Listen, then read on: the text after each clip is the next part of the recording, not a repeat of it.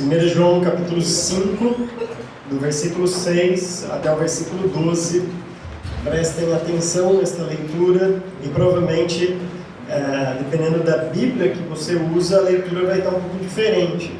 Não é aquela diferença de uma palavra ou outra que usa sinônimo, mas é uma grande diferença, vocês vão perceber. Na verdade, são uma das grandes diferenças. Bom, vou explicar para vocês isso, porque esse é um dos textos difíceis do Novo Testamento. Então vamos lá, 1 João capítulo 5, a partir do versículo 6, diz assim: Este é aquele que veio por meio de água e sangue, Jesus Cristo, não somente por água, mas por água e sangue.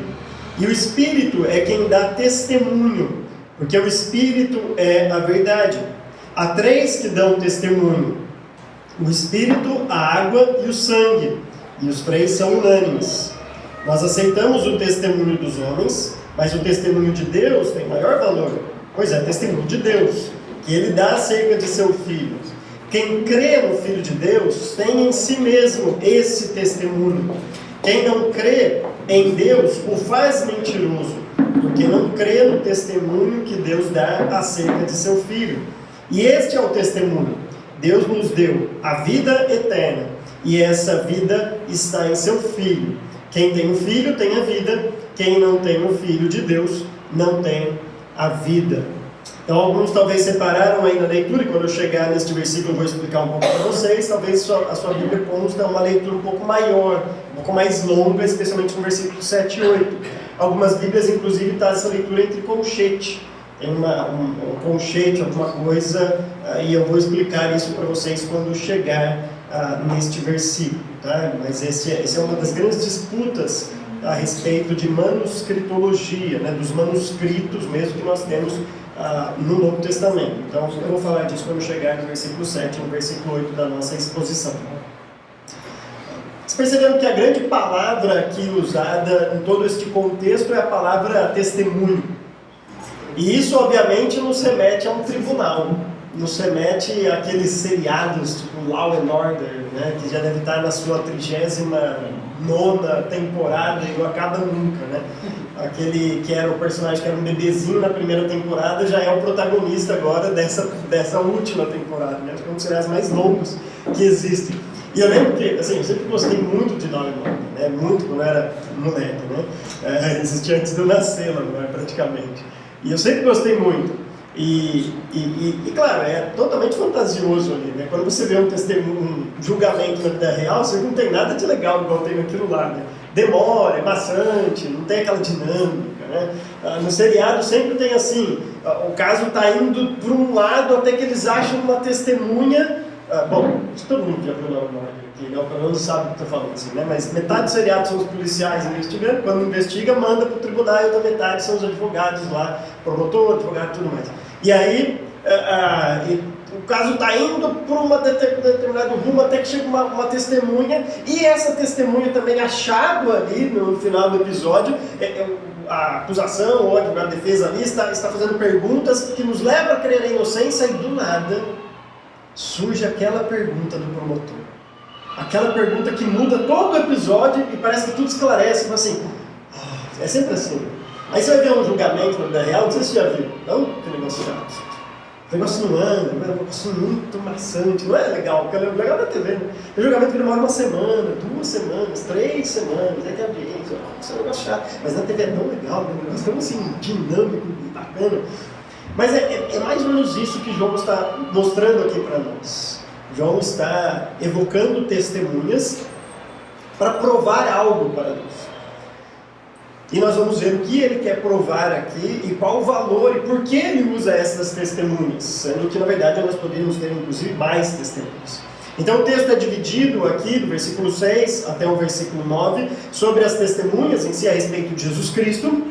E do versículo 10 até o versículo 12, a consequência dessa testemunha. O que essas testemunhas fazem no coração daquele que é salvo e também no coração daquele que não é salvo. Então nós veremos isso. Ele fala sobre a testemunha e as consequências desta testemunha. E o texto começa mais ou menos assim: Este é aquele que veio por meio de água e sangue. Quando ele diz, obviamente, este, nós temos que voltar para o versículo 5 e lembrar que ele terminou o versículo 5 falando sobre essa grande afirmação: Jesus Cristo é o Filho de Deus. Embora muitos tentem diminuir esta expressão, e isso não é novo, desde aquela época, essa expressão Filho de Deus, muitos tentam diminuir como uma expressão de um ser que não é como Deus, mas é somente Filho de Deus, e por isso numa categoria abaixo. Esta expressão Filho de Deus, usada na Escritura, né, é uma expressão que mostra que Jesus Cristo vem de Deus, procede de Deus, e por isso ele tem a legitimidade de ser o Messias, porque ele é filho de Deus. A mesma coisa quando é dito Jesus é filho de Davi, ou seja, ele tem o direito, ele é da descendência de Davi, ele tem direito ao trono, direito ao reinado, porque ele é herdeiro, ele tem esse direito herdado por ser quem ele é. Do mesmo jeito, ele é o Filho de Deus, ele é o Messias, ele é o próprio Deus encarnado. E João termina com esta frase, que Jesus é o Filho de Deus, e aqui ele entra num embate muito grande com o seu maior opositor. Vocês vão lembrar lá da primeira mensagem, lá em último domingo de janeiro, quando eu disse para vocês que João tinha um grande inimigo, chamado Cerinto. Esse Cerinto, lembra daquela história que eu contei, né? Que João não entrava nem na mesma casa de banho, que naquela época tinha aquelas casas de banho, né? Que não se banhava junto. Quando o Cerinto chegou, João se levantou e falou assim: já não basta ele profanar as igrejas, agora vai profanar o nosso lugar de banho também. Ele pega, levanta e sai. Esse Cerinto era um dos líderes dos gnósticos, que dizia, especialmente Cerinto, que Jesus Cristo não era de fato Deus como Deus Pai. É o que diz muitas seitas, muitas heresias hoje, que tentam diminuir a pessoa de Deus, de Jesus Cristo, falando: ele foi um ser criado, foi um ser adotado, foi um ser um judeu bom, alguma coisa assim, mas não iguala Jesus Cristo como Deus Pai. E aqui João vai provar que de fato Jesus Cristo é Deus. E ele opta por um verbo aqui, já no seu confronto com este Cerinto, dizendo que este Jesus, que é o Filho de Deus, é aquele que veio. Veja bem, só por ele usar um verbo como este, aquele que veio, já nos mostra que antes de vir ele já existia. Ele não é alguém que simplesmente iniciou a sua vida aqui, começou a sua vida aqui, mas ele é alguém que simplesmente veio a este mundo. É diferente. Então nós viemos a este mundo, mas nós nascemos, nós começamos a existir quando fomos concebidos por nossos pais. E viemos ao mundo depois de 9 meses de gravidez.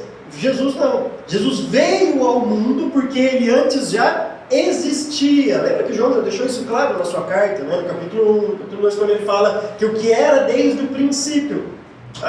Jesus era, ele já existia, defendendo a sua pré-existência, a sua eternidade. Então, só pelo uso dessa palavra veio, João já quer mostrar para Cerinto: Jesus Cristo não é como você diz que ele é. Eu vou mostrar como Cerinto acreditava em Jesus. Mas ele é aquele que veio a este mundo, porque já existia antes de vir a este mundo. E Jesus veio, João usa a expressão, por meio de água e sangue. Jesus Cristo. Não somente por água, mas por água e sangue. Cerinto acreditava que Jesus Cristo foi adotado por Deus como Filho de Deus. Jesus Cristo foi adotado como Filho de Deus no batismo. Então quando Deus declara lá no batismo: este é o meu Filho amado, em quem me comprazo, o que na verdade Deus estava fazendo é pegando um judeu muito bom, muito ponta firme, um exemplo de judeu, e elevando a categoria de Filho de Deus, adotando como filho. Então, para Cerinto, o Messias é diferente de Jesus Cristo. Jesus Cristo foi um homem que nasceu. Então, o Messias é como se fosse o Espírito de Deus, que quando Jesus Cristo, Deus diz para ele: hoje tu és meu filho amado em quem me comprazo. Então o Messias, meio doido isso aqui, o Messias incorpora em Jesus Cristo, e aí naquele momento Jesus vira Jesus Cristo, porque Jesus Cristo significa o Messias. Então naquele momento Jesus é adotado como filho de Deus. E Cirinto acreditava que Deus não pode morrer. E se Deus não pode morrer, um pouco antes da crucificação, o Messias volta para o Pai. O Messias, essa entidade, volta para o Pai, e só Jesus, o homem, Deus não morre, então só o homem morre na cruz. João está dizendo, há dois que testemunham a respeito de Jesus Cristo. Duas testemunhas aqui, a água e o sangue. São dois eventos da vida de Jesus Cristo que provam, não que ele foi adotado, porque lá o texto do batismo dele não fala isso, fala que este é o meu filho amado, e não fala este agora é o meu filho amado, eu te adoto como meu filho, ou qualquer coisa assim, fala assim, este é o meu filho amado. E o segundo evento que João está mostrando aqui, que testifica a respeito desta filiação, da divindade de Jesus Cristo, é a morte de cruz. Então, tanto a água, o batismo, quanto o sangue, o derramamento de sangue dele na cruz, testificam que Jesus Cristo é Filho de Deus. Então é por isso que ele usa essa expressão, não somente por água, mas por água e sangue. Porque se falasse talvez por água, você ia falar assim, ok, a gente até fecha nisso daí, embora o entendimento dele é dessa adoção, né, que muita gente, inclusive hoje, algumas seitas creem nisso. A gente foi adotado como filho de Deus no batismo. Ele fala assim, ok, mas quando João fala, não somente por água, mas por água e sangue. Isso é uma coisa difícil de nós entendermos, porque de fato Jesus Cristo é Deus. Sempre foi, sempre será Deus. E como Deus, ele é indivisível. Não tem como dividir Deus. E tem muita gente que tem essa dificuldade de entender, mas como Deus morreu na cruz? E muita gente imagina que, eu já vi isso, né? Ali não era Deus, Jesus, era Jesus homem. E como você divide Jesus homem e Jesus Deus? Como você faz essa distinção? Não tem como fazer uma distinção dessa. Quem morreu na cruz foi o Jesus homem e Jesus Deus, Jesus Cristo, Filho de Deus, que morreu na cruz em nosso lugar. Então Jesus está dizendo, esses são os testemunhos, os eventos da vida de Jesus Cristo que comprovam isso. Tanto lá no batismo, quando Deus declara e testifica, este é o meu Filho amado, quanto na cruz. Os próprios eventos da cruz levam as pessoas, inclusive incrédulas, a declarar. Interessante que nesses dois eventos tem a declaração. Tem a declaração do próprio Deus no batismo e tem a declaração de quem você menos espera lá na crucificação, que é aquele centurião romano que diz, verdadeiramente este era Filho de Deus. Esses dois eventos testificam. Agora, para uma crucificação, e o romano estava acostumado a ver crucificação quase todo dia, isso era muito comum naquela época, né? Os criminosos, era a morte mais vergonhosa, ele estava acostumado a ver aquilo lá. Para um centurião que estava acostumado a ver crucificação, assistir uma crucificação como aquela e dizer, verdadeiramente este era Filho de Deus, alguma coisa teve de diferente. E nós sabemos. Há alguns relatos que passam desapercebidos na crucificação, que é até curioso para a gente. Falam que o céu fica escuro, há um terremoto e pessoas ressuscitam. Imagina só.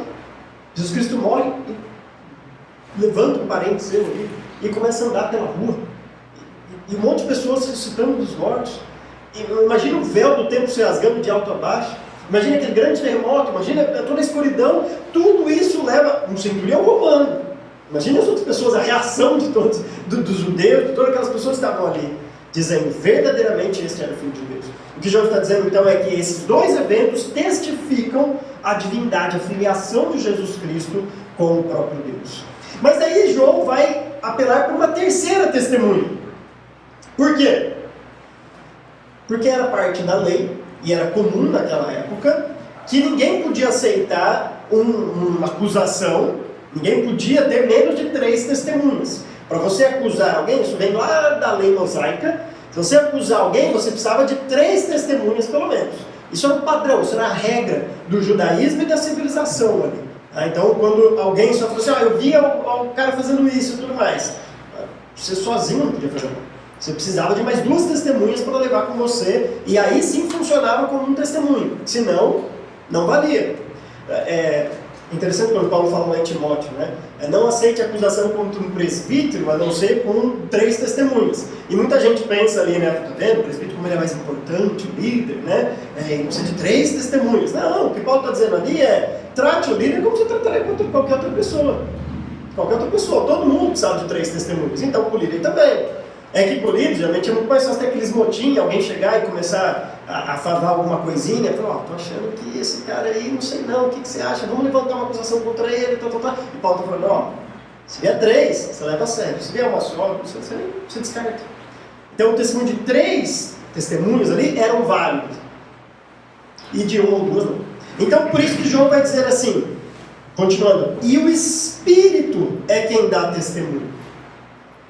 Porque o Espírito é a verdade. E aí ele diz no versículo 7, há 3 que dão testemunho. Então se o Espírito também dá testemunho, então na verdade há 3 que dão testemunho. A água, o batismo, o sangue, a morte de Jesus Cristo e o próprio Espírito.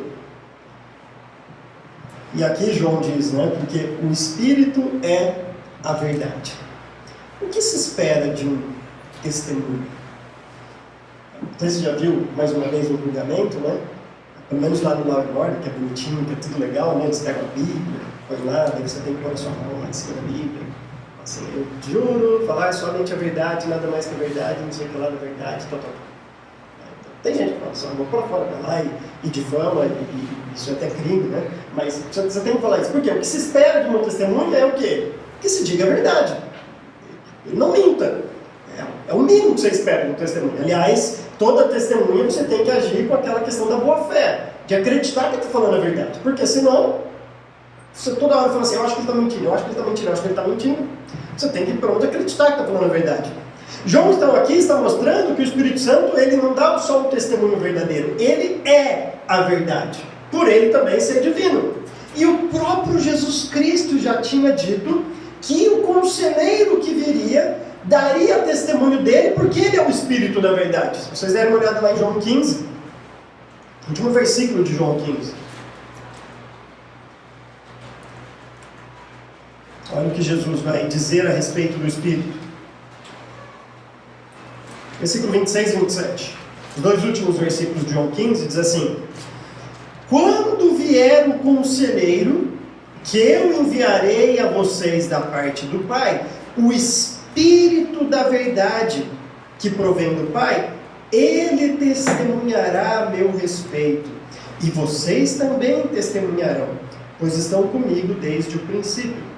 Ou seja, Jesus Cristo fala: eu vou enviar o conselheiro, que vem da parte do Pai, e ele é o Espírito da verdade, que testemunha a meu respeito, e confirma, que dá essa declaração, porque ele é o próprio Espírito da verdade. Então o próprio Jesus Cristo já havia dito para eles que ia enviar este conselheiro como testemunha, e aqui João mais uma vez está dizendo: o Espírito é quem dá testemunho. Por quê? Porque o Espírito é a verdade. O Espírito diz a verdade, ele não mente. Então é aquela testemunha que não tem como o advogado, o promotor ficar toda hora interpolando como eles falam lá, quando quer interromper o julgamento lá. Por que essa protesto.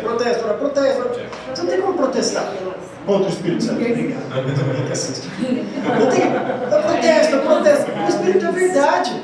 Se o Espírito falou, ele é o Espírito da verdade.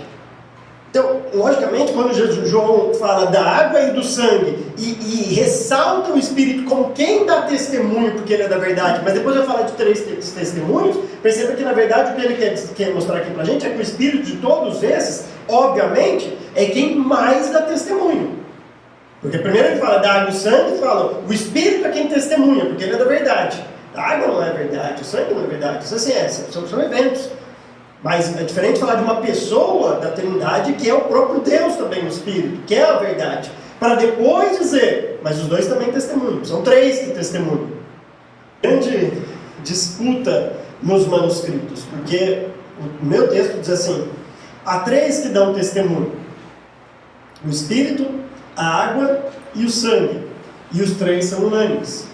Talvez na sua Bíblia esteja assim: há três que dão testemunho no céu: Deus, a palavra, é o Pai, né? A palavra e o Espírito. E há três que dão testemunho, e os três são um. E há três que dão testemunho na terra. E aí cita e continua a água, o sangue e o Espírito Santo. E aí a grande questão é: e aí? Primeiro, por que está em colchete? Por que a minha nem tem? A NVI nem tem, se bem que tem uma notinha de rodapé explicando, né? Alguns manuscritos dizem assim, tal, e outros dizem. E o que é essa briga toda? E aí eu tenho que fazer um colchete também aqui na pregação para explicar para vocês tudo isso. Tá? Isso se chama crítica textual. O que é crítica textual? Nós temos mais ou menos em grego 5.000 manuscritos. 5.000 manuscritos em grego do Novo Testamento. Nós temos.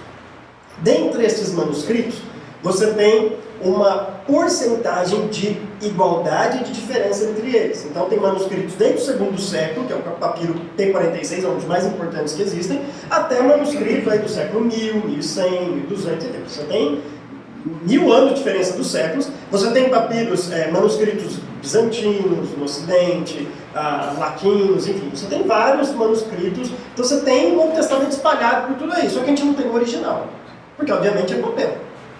Tem como preservar o original. Então, o papel, ele se perdeu e tudo mais, né? Provavelmente as pessoas usaram. O que você tem são cópias do original. Dentro dessas 5.000 cópias, você tem uma porcentagem de igualdade de 95%. 95%. Gente, para quem já estudou crítica textual, não só da Bíblia, outro, né? Há escritos aí, por exemplo, de Shakespeare, que você pega dois manuscritos dele, parece que são poemas distintos. E o copista, assim, criou totalmente, é tudo diferente. E aí você vê que é o mesmo, mas é tudo errado, porque os caras copiam tudo. O Novo Testamento é quase impossível de acontecer, a não ser por uma preservação divina, há 95% de igualdade em 5.000 manuscritos, de 1000 anos de diferença, espalhados por diversas regiões. Então, assim, isso é impossível acontecer só pela preservação de Deus. Estes 5%, a grande maioria, é a diferença, assim, Jesus Cristo e Cristo Jesus. Esse tipo de diferença. O que não muda nada, gente. Não muda nada. Então, desses 5% que sobra, você tem 5% dentro desse 5%, quem é bom de matemática faz aí a conta, que realmente é aqueles, assim, probleminhas iguais a esse. É aqueles que você tem que prestar atenção. Então, olha só, a confiabilidade que a gente tem nos manuscritos que nós temos, que nós estudamos a Bíblia. Tá? Então, fica tranquilo, se o seu está em colchete ou não tem, assim, fica tranquilo a respeito disso. Não é isso que vai mudar o plano de salvação, porque em todas aquelas passagens, ou na grande maioria dos textos que falam sobre a essência da nossa fé, todos esses manuscritos concordam. E glória a Deus por isso. Então são essas diferenças que nós temos. Tá? Esta diferença, há tanto argumentos para aqueles que acham que isso deveria estar na Bíblia. Tá? Então a tarefa da crítica textual é você reconstruir o que estaria no original. Você tentar imaginar ali se o copista acrescentou ou tirou o trecho. E por que ele fez isso? Porque o cara copiava, né? Então alguém ditava, você tinha lá 10 copistas numa sala, copiando lá tudo à mão, não tinha imprensa, tudo à mão, ele copiava ali, e aí talvez um manuscrito perdeu alguma coisa, um copista, ou ele achou melhor tirar alguma coisa, ou ele achou melhor colocar alguma coisa, enfim, isso acontecia. O cara perdeu uma letra, tem um manuscrito que tem letra faltando, o cara era ruim de grego ali, né? Então isso acontecia muito. Então a questão é para estar e o cara tirou, ou não era para estar e ele acrescentou? E tem bons argumentos para os dois. Quem usa versões mais antigas, né, que tipo, aquela revista atualizada, a primeira revista corrigida, aquelas primeiras da João Ferreira de Almeida, eles vão defender que esse texto devia estar aqui mesmo. E os argumentos que eles usam é porque naquela época a igreja enfrentava uma heresia chamada patripacionismo, que é o fato de que Deus Pai é o mesmo que Deus Filho, é a mesma pessoa, então Deus Pai morreu na cruz, é a paixão do Pai, patripacionismo. E por causa disso, um texto como esse, que ia falar, né, que os três são um, ia corroborar para isso, então o copista foi lá e tirou do texto. Esse é o argumento que eles usam, claro, falar, isso aqui vai tirar. Mas é estranho, porque lá em João tem a mesma afirmação, eu e o Pai somos um, Jesus Cristo fala isso. Né? Se fosse daí, o copista ia tirar todos esses textos que falam sobre isso daí. Quem crê que o texto não deveria estar nisso, e eu vejo que essa é a maior probabilidade mesmo, né, que o texto não deveria estar aqui. Quando você vai para escritos como a Vulgata, que é aquela versão latina, você vê que nos primeiros manuscritos que tem isso daqui, o texto está numa margem, numa anotação à parte. Então você vê o manuscrito grego lá, você tem as duas colunas e do lado uma anotação do copista.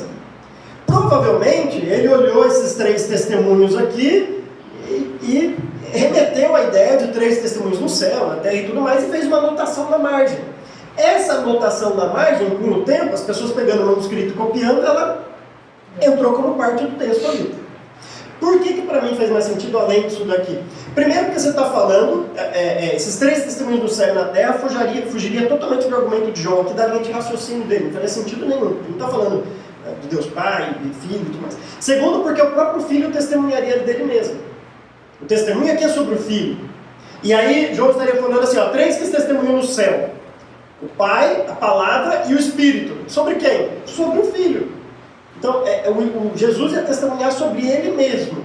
E o que não faz sentido. João está buscando argumentos externos aqui a Jesus Cristo para corroborar com a doutrina da divindade de Jesus Cristo.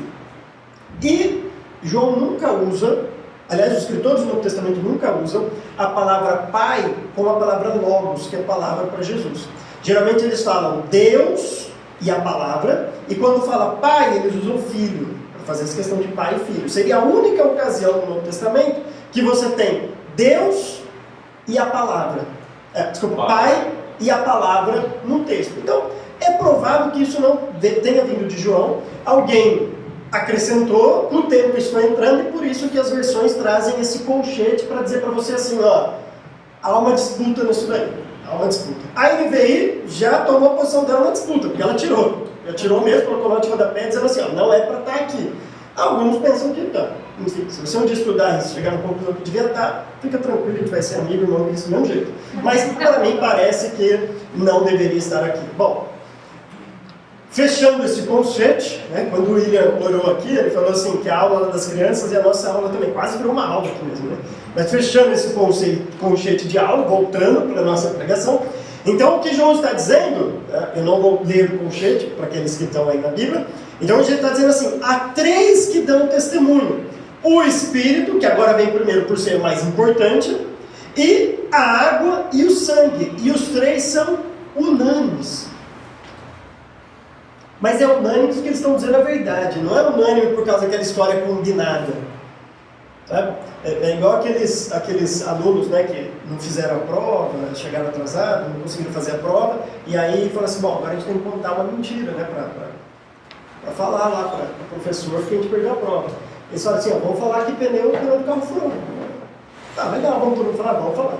Aí os 4 chegaram para o professor e falaram, pneu furou, né, do carro e tudo mais, por isso que a gente não conseguiu chegar a tempo. O professor compreensivo falou, tudo bem, eu vou deixar para vocês um tempinho maior, porque o pneu do carro furou. Então vocês vão sentar um em cada canto da sala, só por favor, no final da folha vocês colocam para mim assim, que pneu que furou. Acabou com a mentira deles, né? Nossa, gente, ninguém vai rezar por isso. Ok. Os três são unânimes. Eles dizem, eles testemunham a mesma coisa. A água não testemunha de algo, o sangue de outra coisa, e o Espírito, os 3 estão dizendo para nós. Os 2 eventos e o Espírito Santo confirmando isso, estão afirmando para nós. Jesus Cristo é o Filho de Deus. Os 3 são unânimes, juntos, dizendo a mesma coisa, testemunhando a respeito do mesmo assunto. Jesus Cristo é o Filho de Deus. Água, sangue e o Espírito. Aí no versículo 9, dizendo assim, nós aceitamos o testemunho dos homens. Quando alguém fala alguma coisa para você, principalmente com 3 testemunhas, você aceita. Por que você vai duvidar? Partindo sendo pressuposto que a pessoa não está mentindo, ela está falando a verdade. Então, nós aceitamos o testemunho. Mas o testemunho de Deus, e na verdade a questão é assim, se aceitamos o testemunho dos homens, quanto mais ainda, ele usa uma expressão assim para dizer assim, muito maior, muito mais viável é o testemunho de Deus, muito mais veraz é o testemunho de Deus. Então, se nós aceitamos o dos homens, o testemunho de Deus tem muito maior valor, muito maior aceitação. Por quê? testemunho de Deus, ué. Tá estranho agora a resposta de João, né? É igual quando minhas filhas perguntam assim, pai, Deus pode salvar quem ele quiser? Pode. Por quê? Porque ele é Deus. Isso é prerrogativa de Deus. Papai, Deus pode curar alguém? Pode. Por quê? Porque ele é Deus. Assim, Deus é Deus. Então João está dizendo, nós aceitamos o testemunho dos homens. O testemunho de Deus tem mais valor ainda. Por quê? Porque é o testemunho de Deus e Deus não mente. Se Deus mentisse, ele deixaria de ser Deus. É característica de Deus o não poder mentir. Aliás, essa é a expressão que Tiago, Pedro, que usa para Deus. O Deus que não pode mentir. A partícula de negação ali, o Deus que não consegue, ele não está na sua essência mentir. Então ele não mente, não por uma opção, mas ele não mente porque ele não pode mentir, porque ele é a verdade. Por isso que nós aceitamos mais ainda o testemunho de Deus. Obviamente, quando ele fala testemunho de Deus, ele está se remetendo ao mais importante dos três, que é o Espírito Santo. Embora, no batismo, o próprio Deus Pai estava testemunhando a respeito de Cristo e o próprio Espírito descendo como forma de pomba sobre ele. E esse testemunho, o versículo termina dizendo que ele dá acerca de seu filho. O testemunho acerca do filho. Então essa é a argumentação de João, para dizer que nós podemos e temos certeza que Jesus Cristo é o Filho de Deus. Por quê? Porque há testemunhas. Há 3 testemunhas, isso é digno de aceitação. Uma das testemunhas é o próprio Deus, o que dá mais digno de aceitação ainda. Então, nós podemos ter convicção e certeza de que Jesus Cristo é o Filho de Deus. Ele foi batizado, ele morreu na cruz, completou a obra. E aí nós perguntaríamos, e daí? O que eu tenho a ver com isso? Aí João vai responder agora para a gente. Ele diz assim no versículo 10. Agora João vai separar esses 2 grupos novamente. Lembra aquilo que ele gosta de fazer? Todo aquele que não sei o que, todo aquele que não sei o que. Lembra que ele gosta de fazer isso? Todo aquele que, todo aquele. Separando sempre 2 grupos da humanidade, ele vai mais uma vez fazer isso. E ele vai mostrar 2 consequências desse testemunho para a vida daquele que é salvo e para a vida daquele que não é salvo. Olha o que ele diz então no versículo 10. Quem crê no Filho de Deus tem em si mesmo esse testemunho. Quem não crê em Deus o faz mentiroso, porque não crê no testemunho que Deus dá acerca de seu Filho. O que João está mostrando para a gente é que esse testemunho não é só um testemunho externo de 2 eventos e a terceira pessoa da Trindade, testemunhando a respeito de Jesus Cristo, para nós defendermos uma grande doutrina da divindade de Cristo, e podemos um dia dar aula de teologia. Não é uma defesa assim, é uma defesa, é um testemunho que tem total relação com as nossas vidas. Por quê? Porque nós temos conosco esse testemunho. Nós temos em nós esse testemunho. Ele diz isso, quem crê no Filho de Deus tem em si mesmo esse testemunho. Na verdade, nós só cremos em Deus porque temos esse testemunho conosco.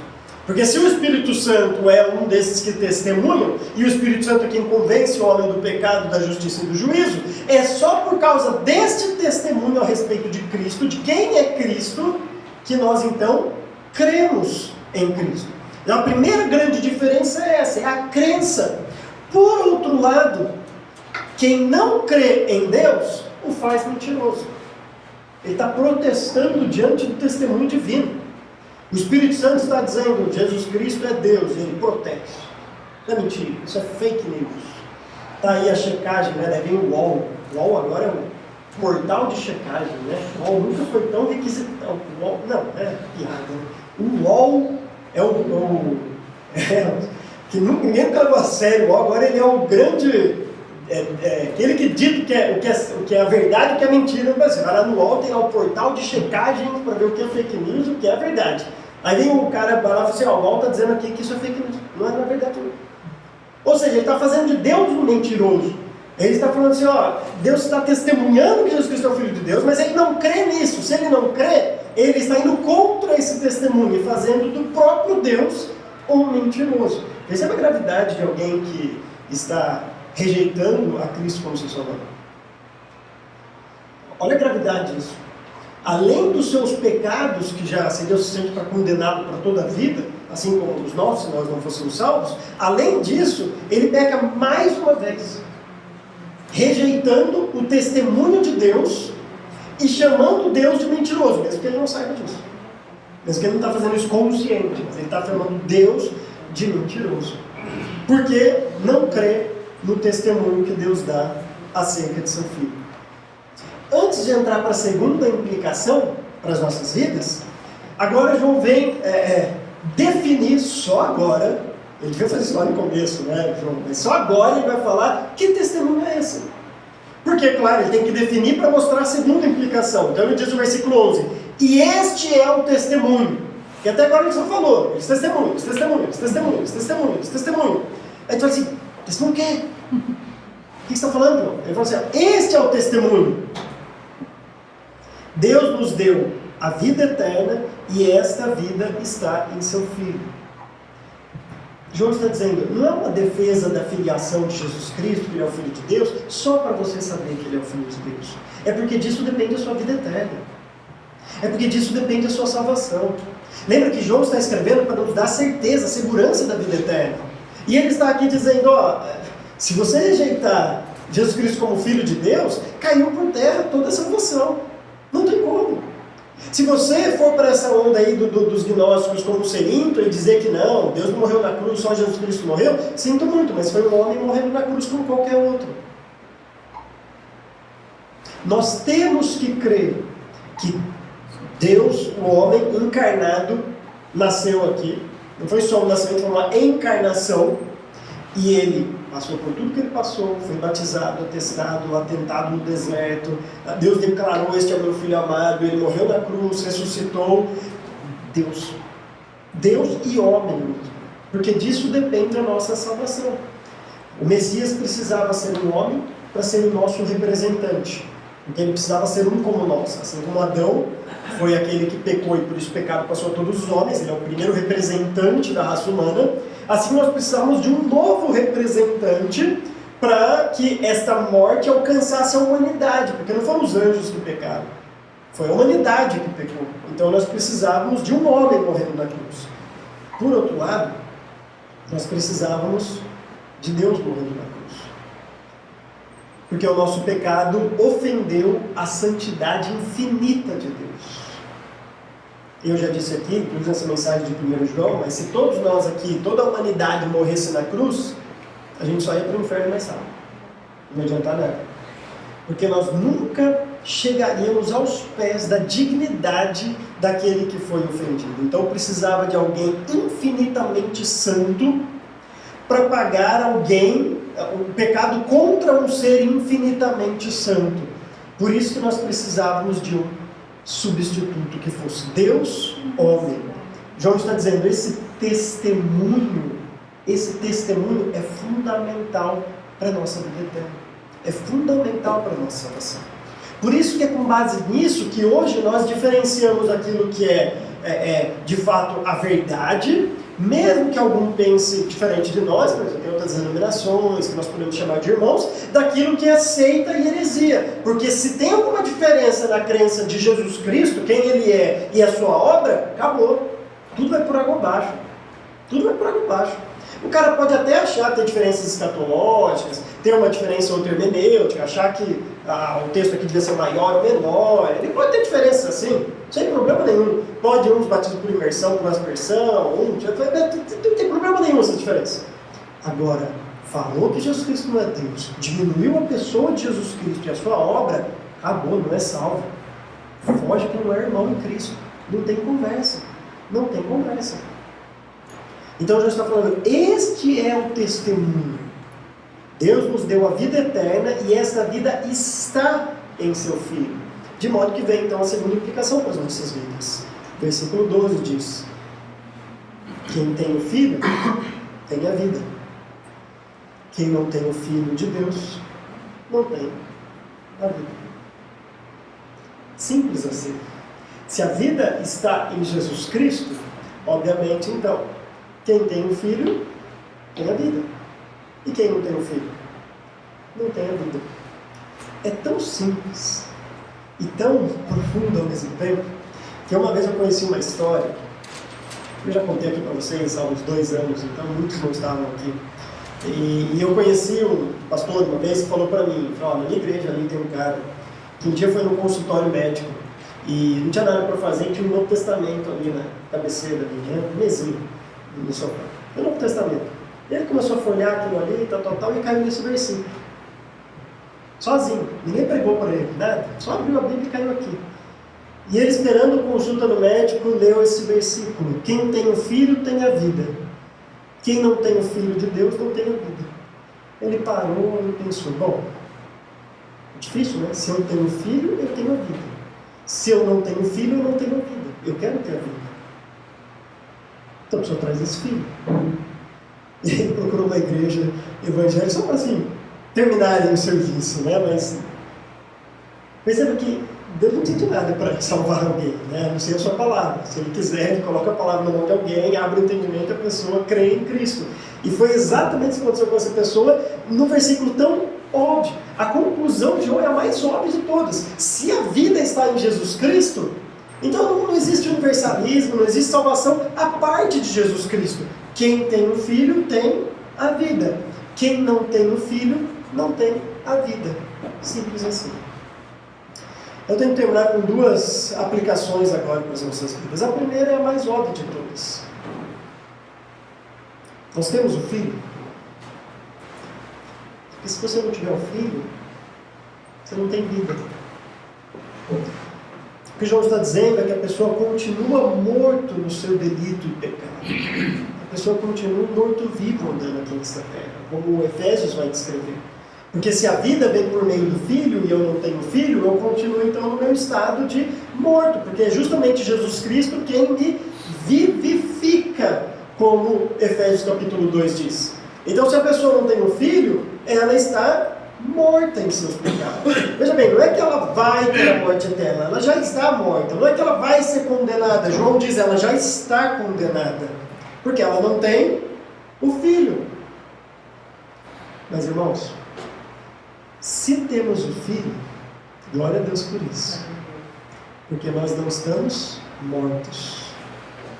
Nós somos vivos. Talvez o mundo não saiba disso. Talvez as pessoas olhem e falem assim, que desperdício de vida desses crentes no domingo à noite, estão na igreja, no pleno dia dos pais. Que desperdício deles, porque eles se casam com uma mulher só, mulher com um homem, vivem toda a vida só os dois. Que desperdício de vida. Eles não sabem viver. Eles não sabem o que é bom da vida. Tem gente que acha isso. Coitado, é um morto querendo ensinar a gente como vive. É um morto querendo dar lição de como se viver neste mundo. Mas se temos o Filho, nós temos a vida. E isso me leva a uma segunda implicação para as nossas vidas. Porque se temos então a vida em Jesus Cristo, para que correr atrás de tantas coisas achando que nessas coisas está a vida? Que é o que muita gente fala. Mas viver é viajar, viver é comer bem, viver... E não tem nada errado disso, eu gosto dessas coisas, a gente comer bem. A gente gosta dessas pequenas alegrias, a gente gosta dessas coisas. Mas a vida não está nisso, irmão. Você não comer bem, fica tranquilo. Você tem a vida do mesmo jeito. Você passar o ano inteiro sem viajar, fica tranquilo. Você tem um filho do mesmo jeito. Então a gente tem que ver uma vida mais contente, satisfeita, porque tudo que nós precisamos nós já temos, que é o Filho. Ou você trocaria o Filho por todas essas regalias do mundo? Se sua palavra, a resposta for sim, eu sugiro que você nem tenha um filho, se a sua resposta for sim. Agora, a gente realmente abre mão de tudo isso que o mundo pode oferecer, porque temos o Filho de Deus conosco. E quem tem o Filho tem a vida. Que você possa gloriar-se em Deus por causa disso e buscar, encontrar o contentamento nele por causa desta verdade. Quem tem o Filho de Deus tem a vida. Amém? Amém.